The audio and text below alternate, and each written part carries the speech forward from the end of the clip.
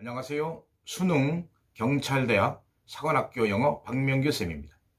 사관학교 영어 관계없는 문장 고르기. 관계없는 문장 고르기입니다. 마지막 영상입니다. 여기서는 4문제를 하겠습니다. 13쪽에 8번 2012년하고 14쪽에 2010년 9번하고 15쪽에 2008년 18번하고 16쪽에 2007년 14번을 하겠습니다. 자료가 필요하신 수험생이 있다면 이 카페에 들어가시면 있습니다.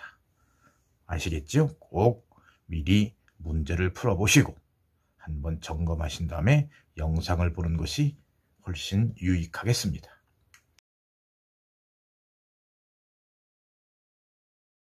(2012년) 8번 문제입니다. 3점짜리지요. 좀 어렵습니다. 우선 낯선 단어를 정리하고 갑시다. figure라고 하는 말은 여기서는 실체 정도가 좋겠습니다. 그 다음에 exasperated. 이거 어려운 단어지요. 분노하다는 뜻입니다. 그 다음에 unflattering. 그러면 이게 부적절한 뜻입니다. 여러분 우측에 단어 해설이 있습니다. 그 다음에 fast. 요거는 악화하다 그런 뜻입니다. 자, 이 정도 단어를 정리를 하고요. 꼭 여러분 암기하셔야 돼요. 자, 그러면 이제 첫 문장으로 가서 중심 내용을 파악해 보도록 하겠습니다. 보십니다. 혼란스러운 현실은 다음과 같다는 겁니다. 다음이 뭡니까? 명사절, 대디합니다. 그렇죠? 명사절입니다. 보로 쓰여지고 있습니다. 보시면 인터넷이 가득 차 있다는 겁니다. replete, 이것도 가득 차는 뜻이거든요. out of date, 오래되고, 그죠? 그 다음에 상충되고, 그리고 부정확한 정보로 가득 차 있다는 겁니다. 중심 내용이 첫 문장입니다. 자, 인터넷이 오래돼 있고 상충되고 부정확한 정보로 가득 차 있다. 얘가 중심 내용입니다. 그렇죠? 자, 인터넷의 마이너스, 안 좋은, 부정적인 측면을 얘기하고 있습니다. 자, 1번과 5번을 보류하고 1번 문장을 보도록 하겠습니다.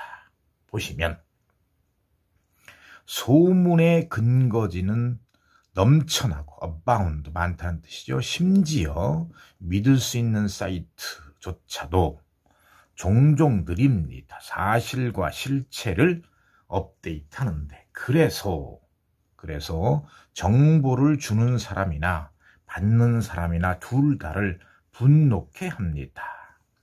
글의 흐름상 같지요. 전체 흐름과 맞아가고 있습니다. 자, 보시면 그 다음에 이제 2번 문장입니다. 2번 문장은 형용사절이 있군요. 여기서부터 여기까지. 그렇죠? 선행사가 얘입니다. 좀 자세히 해설해 보겠어요. 보시면 그래서 일부 사람들의 눈에는 보다 더 큰 정의롭지 못한 것이 있는데, 올바르지 못한 것이 있는데, 그것이 인터넷의 검색 엔진에 들어가 있는 오래되고 그리고 부적절한 사진들인 것입니다. 자, 3번 가봅니다. 3번 문장입니다. 자, 부사절이 있습니다. once의 시간을 나타내는 부사절이죠. 되겠습니까? 그래서 일단 웹상에서 악화될 수 있어 왔다면 그러한 것들을 제거하거나 아니면 부정적이고 잘못된 정보의 흔적을 추적하는 것은 불가능할 수는 있겠으나 불가능하지는 않겠지만 어렵습니다. 자, 그럼 이제 4번으로 가봅시다. 4번입니다. 4번 문장이 어렵습니다. 자, 4번 문장인데, 자, 문장 구조를 보도록 하겠습니다.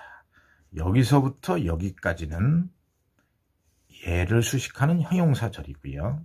내부에 부사절이 있습니다. 이건 시간을 나타내죠. 그 다음에 얘는 양보를 나타내죠. 얘도 양보를 나타냅니다. 이든 아니든인 것이지요. 그래서 보시면 봅니다. 인터넷은 그들이 어떤 정보를 찾을 때에, 그렇죠? 그들이 부자든 가난하든, 또는 그들이 그 굉장한 도서관에 접근을 할 수 있든 아니면 전혀 할 수 없든 간에 사람들이 맞닥뜨리는 차이를 최소화합니다. 이 얘기는 무슨 얘기입니까? 여기에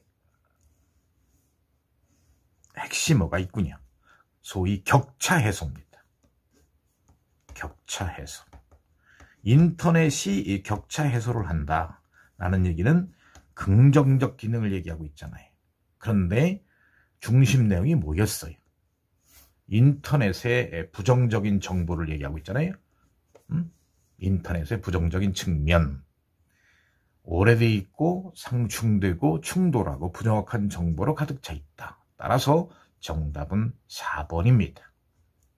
긍정적 기능, 소위 격차 해소를 인터넷이 하고 있다라는 얘기니까요. 자, 그 다음에 이제 그 5번으로 가봅시다.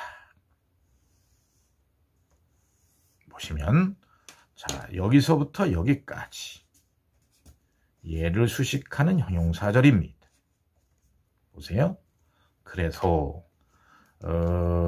그들의 뚱뚱하고 인기 없던 학창 시절에 찍었던 사진이 아직도 웹 주변에서 떠돌아다니는 당신이 이 친구에게 물어보세요.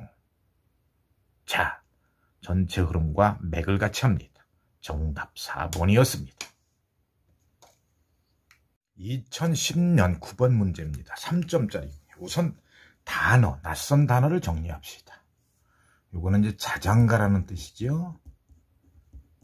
nursery rhymes. 그 다음에 ragtag이라는 단어가 있어요. 이 단어는 초라하다는 뜻입니다. 그 다음에 maneuver. 이게 기동하다, 작전하다는 뜻입니다. 그 다음에 nimble. 이 단어는 민첩한이라는 뜻입니다. 자, 여러분은 이 영상을 보셨다면, 보신 이후에는 이 단어는 기출 단어이기 때문에 반드시 암기하셔야 합니다. 암기하실 거라고 100% 믿고, 그죠? 강의를 시작하겠습니다. 보십니다. 자, 첫 문장입니다. 인기가 있는 자장가는 유럽 역사에 그 기원이 있고 종종 군인들의 승리와 패배에 관해서 얘기를 합니다. 무슨 얘기입니까? 자장가의 내용이 군인들의 승리와 패배에 대해서 얘기한다는 거죠.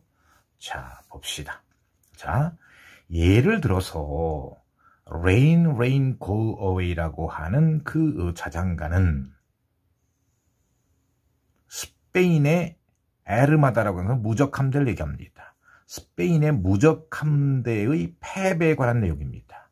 1588년에 영국에 의해서. 되겠어요? 자, 중심 내용이 뭐예요? 자, 자장가의 내용이 그 군인들의 그 승리와 패배인데, 구체적으로 얘기하면 스페인의 무적 함대의 패배에 관한 내용을 얘기하고 있다. 그런 얘기죠. 자, 1번과 5번은 보류하면서, 자, 1번 가봅시다. 되겠습니까? 자, 그 당시에 스페인은 함대를 보냈는데 그 함대가 130척의 배였습니다. 근데 그 배 안에는 2만 명 이상의 해군들이 있었어요. 영국 해군을 쳐부수기 위해서. 자, 두 번째 문장입니다. 후자는 영국 해군이겠지요. 그렇죠? 자, 그 영국 해군은 단지 34척의 작은 해군 배와, 그죠? 그리고 초라한 집합에 불과했습니다. 무장한 상선들이. 그런데 폭풍이 이는 날씨가 영국을 도우러 왔던 것입니다. 되겠습니까? 자, 보세요. 자, 3번입니다. 바람과 그 비가 그 육중하고 느린 스페인의 함대가 기동하기 어렵게 만들었습니다. 그래서 그것들은 폭풍 속에서 분산이 되었으며 흩어졌으며 그리해서 보다 더 민첩한 영국의 군함에 의해서 하나씩 그죠? 하나씩 어떻게 된 겁니까? 쉽사리 뭡니까? 진압이 되었습니다. 피가 뽑아졌다는 얘기니까요. 자, 역시 그 전투 장면을 묘사하고 있어요. 그런데 4번 가봅니다. 자, 4번은 형용사절이 있어서 분석을 해봅시다. 예를 수식하는 것입니다. 그렇죠? 자, 보세요.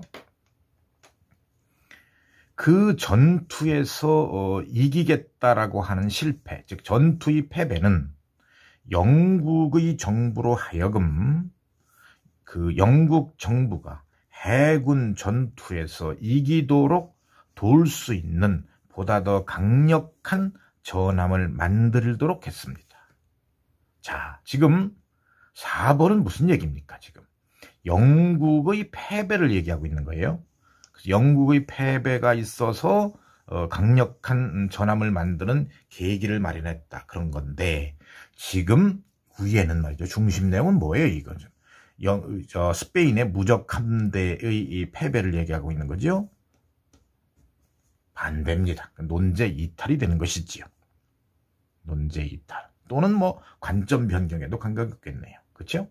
자, 정답은 그래서 4번인 것이고요. 그 다음에 이제 5번을 가봅시다. 5번을 가면 스페인 함대는 절반 이상의 군인과 그 다음에 100척 이상의 배를 잃었습니다. 그래서 자장가가 태어났던 겁니다. 자장가에 관한 패배, 무적 함대에 대한 패배에 관한 내용을 말하고 있습니다. 자, 5번도 적절합니다. 정답 4번이었습니다. 2008년 18번입니다. 역시 3점짜리군요. 집단 정체성은 우리로 하여금 보다 더 큰 전체의 한 부분으로 느끼도록 허용해 줍니다. 집단 정체성을 얘기해 주고 있습니다. 그렇죠? 집단 정체성입니다. 자, 보시면 1번입니다. 1번과 역시 5번은 보류하라 그 말이죠. 그리고 1번을 가보면 1번이 문장이 길군요. 자, 구문 분석을 해봅시다. 여기서부터 여기까지 예를 수식하는 형용사절이고요. 그 내부에 부사절이 2개가 있습니다. 되시겠죠? 그래서 자, is는 물론 그룹의 그 집단 정체성을 얘기하고 있죠. 집단 정체성의 중요성은 그들의 가족의 구성원이 대학을 졸업할 때 그리고 지역에 있는 팀이 큰 경기에서 이길 때에 사람들이 느끼는 그런 긍지 속에서 보여지고 있습니다. 집단 정체성의 가시적으로 드러나는 경우를 얘기하고 있어요. 자, 2번 갑니다. 가봅시다. 쭉 가면 이렇게 되네요. 자, 국가 간, 인종 간, 종교 집단 간의 전쟁에서 개인들은 희생을 하고 때로는 죽는답니다. 그들의 집단 정체성을 위해서. 되겠습니까? 그 다음에 3번 갑니다. 문장이 깁니다. 자, 여기서부터 여기까지 예를 수식합니다. 여기에는 이제 Y라고 하는 관계부사가 생략된 것 같습니다. 그렇죠? 그래서 집단 정체성은 또한 역시 하나의 이유가 됩니다. 사람들이 어려움에 빠져 있는 그런 사람들을 도우려고 돈을 기부하고요. 위기 속에 있는 친구들을 도우려고 하고요. 그 다음에 다른 도와주는 행동을 보여주는 그런 하나의 이유가 되는 것입니다. 자, 그런데 4번을 봅니다. 4번을 보시면 집단 정체성의 뿌리는 찾아져야 합니다. 매우 근원적인 수준에서, 인간 심리에서. 이건 집단 정체성에 대한 어떤 표면적으로 드러나는 여러 가지 현상을 얘기하는 것이 아니라 집단 정체성의 근원을 따져보자, 그런 얘기죠. 따라서 중심 내용하고 맞지가 않습니다. 정답은 4번입니다. 논제 이탈이 되겠지요.